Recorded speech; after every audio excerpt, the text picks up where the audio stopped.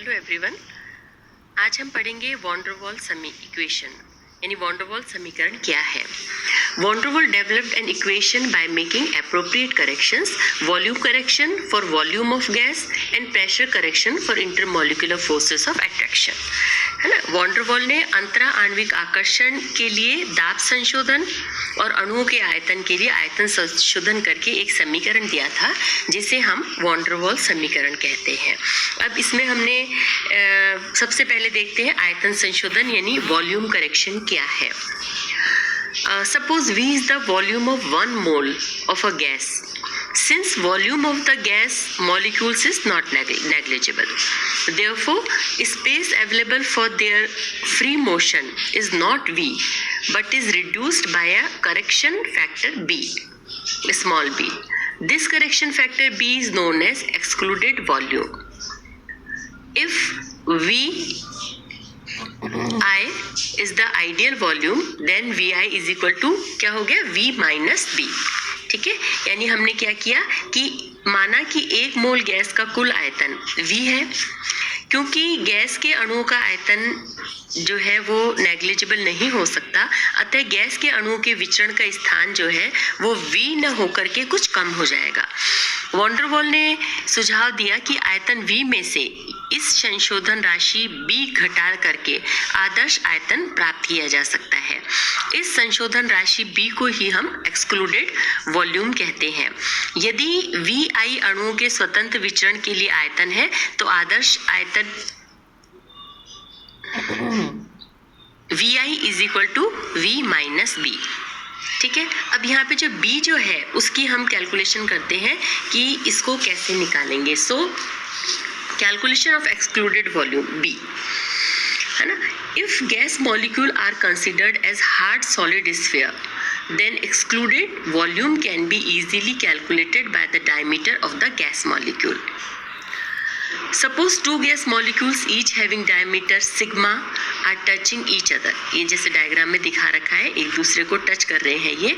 According to figure, the distance between center of two molecules is sigma. यानी हमने क्या किया कि जो एक्सक्लूडेड वॉल्यूम है इसकी कैलकुलेशन करने के लिए गैस के अणु का जो डायमीटर जो है इसके द्वारा हम इसे समझते हैं कि सपोज किसी गैस के अणुओं का व्यास यानी डायमीटर जो है सिग्मा है, तो दो अणुओं के परस्पर स्पर्श की जो अवस्था है जैसे कि इसमें डायग्राम में दिखाया गया है, तो दोनों अणुओं के केंद्रों की दूरी सिग्मा है, इसलिए दोनों अणु इस दूरी से अधिक निकट नहीं पहुंच सकते, इससे ज़्यादा पास पास नहीं आ सकते। मतलब एक अणु का दूसरे अणु के चारों ओर सिग्मा अर्ध व्यास के गोले के बराबर आयतन में जाना संभव नहीं है, ठीक है। ये गोला हमने शेडेड इससे दिखाया हुआ है, इसके अंदर यही जो स्थिति है वो दूसरे अणु की पहले अणु की प्रति भी होती है। यानी both of molecules cannot come near to this distance, ये जो सिग्मा है, it means for both the molecules volume of the shaded sphere is not available for movement. The radius of this shaded sphere is sigma. Volume of the shaded sphere will be the excluded volume for two molecules, ठीक है। अब हम देखते हैं कि von der Waals equation है इसको कैसे डिराइव करते हैं, हम कैसे निकालते हैं।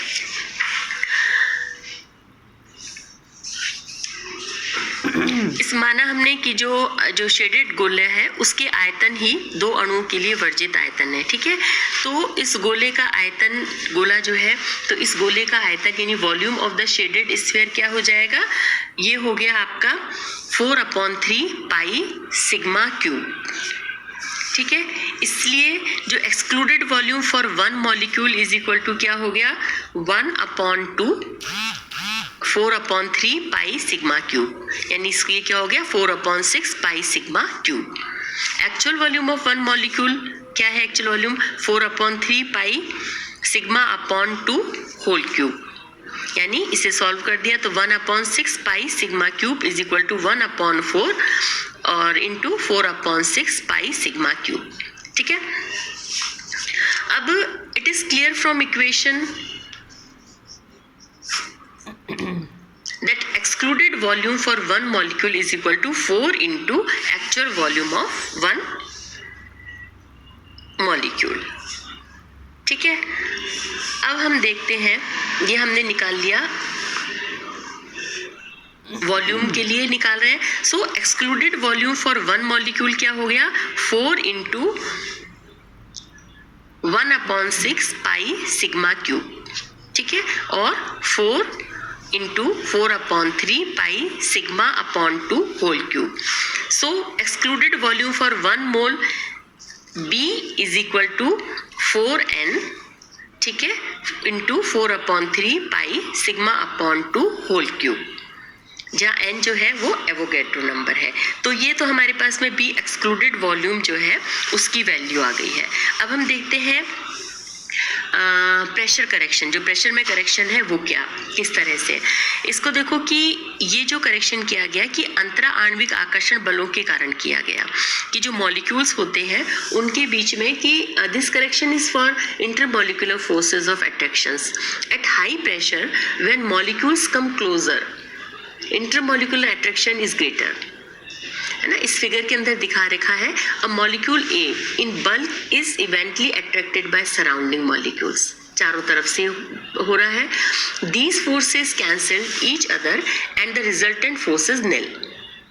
The other molecule B, which is near to the wall of the container, is attracted from only back side, ठीक है, यहाँ से तो कोई फोर्स लग नहीं रहा, केवल बैक साइड से लग रहा है, बाय अदर मॉलिक्यूल्स।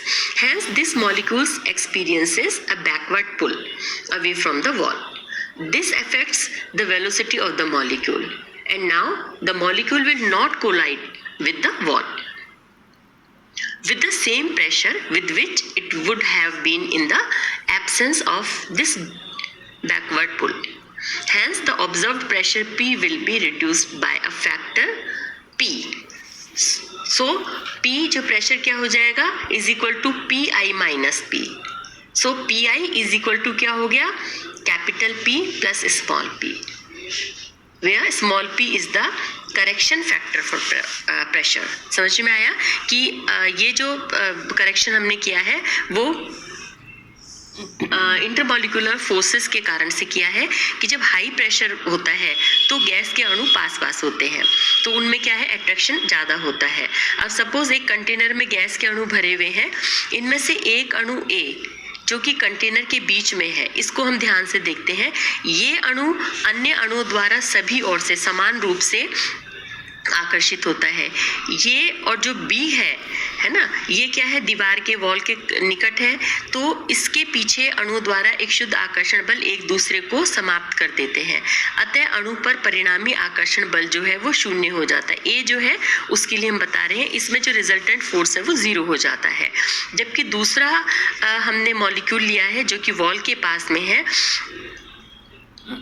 जिसके इसमें क्या है कि एक अणु पीछे की ओर ये खिंचाव अनुभव करता है, और ये खिंचाव अणु की गति को प्रभावित करता है, और अणु पात्र की दीवार से उतने वेग से नहीं टकराता जितने वेग से वो खिंचाव की अनुपस्थिति में टकराता है, ठीक है।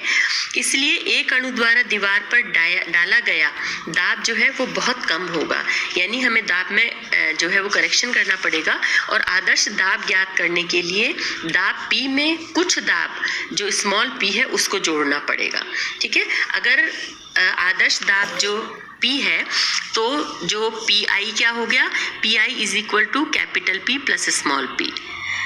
अब B के समान अन्य अणुओं पर लगने वाले खिंचाव के कारण जो दाब में उत्पन्न कमी निम्न कारण पर किस किस पर डिपेंड करेगी, कि प्रति इकाई आयतन में गैस के अणुओं की संख्या यानी गैस की डेंसिटी पर, और दूसरा प्रति इकाई समय में दीवार से टकराने वाले अणुओं की संख्या, और ये संख्या भी प्रति इकाई आयतन में अणुओं की संख्या अर्थात घनत्व पर निर्भर करती है ना, यानी number of gas molecules per unit volume और डेंसिटी ऑफ द गैस, और number of molecules colliding with the walls of the container per unit time.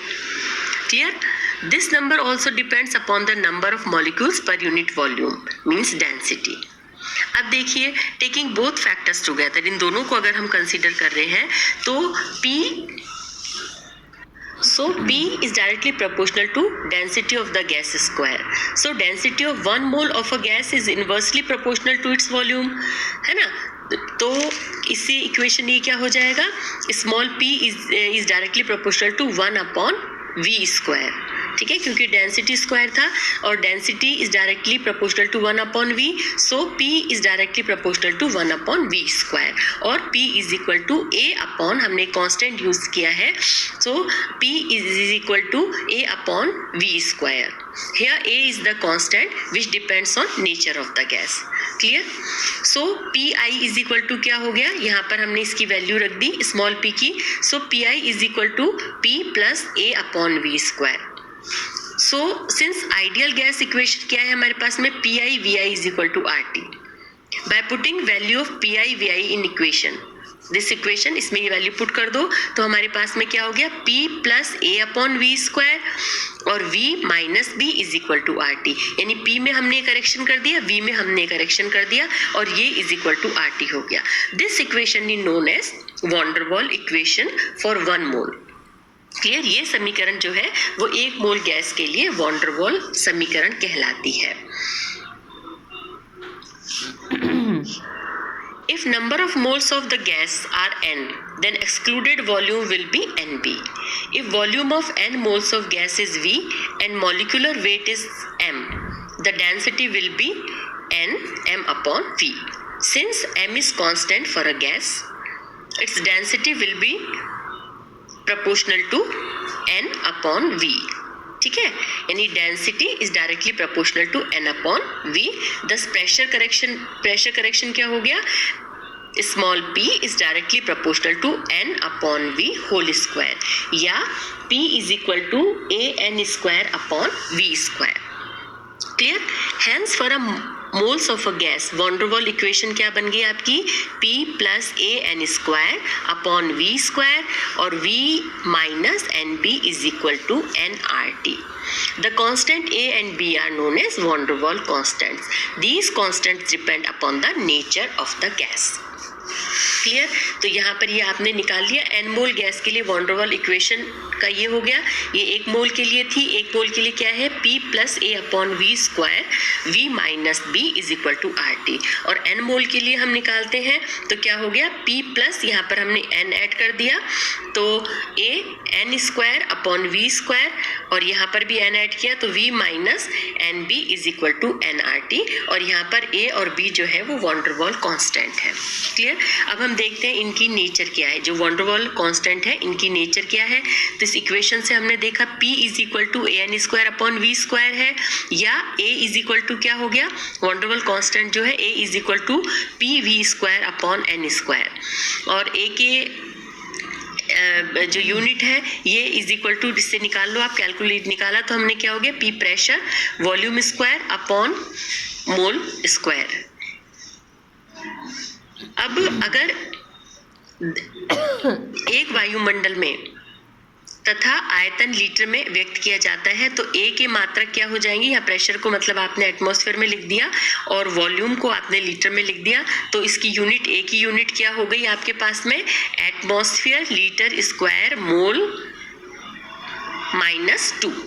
ठीक है, इसी प्रकार NB एक आयतन पद है, अतः B के मात्रक क्या हो जाएंगे, B की यूनिट ऐसे निकालोगे तो B की यूनिट क्या होगी, वॉल्यूम पर मोल, यानी लीटर मोल माइनस 1 हो जाती है. तो ये इसकी जो वॉन डर वाल कांस्टेंट है उनकी यूनिट हो गई. तो ये आपका हो गया वॉन डर वाल इक्वेशन. अब इसके बाद में हम देखेंगे, इसी पे न्यूमेरिकल आते हैं और अब हम देखेंगे नेक्स्ट कल explanation of deviation from ideal behaviour by van der Waals equation, है ना. तो इसको हम कल देखेंगे, यानी इसका ये हो गया वॉन डर वाल समीकरण द्वारा हम आदर्श व्यवहार से विचलन की व्याख्या कल करेंगे. Explanation of deviation from ideal behaviour by van der Waals equation. Clear? Thank you. Have a nice day.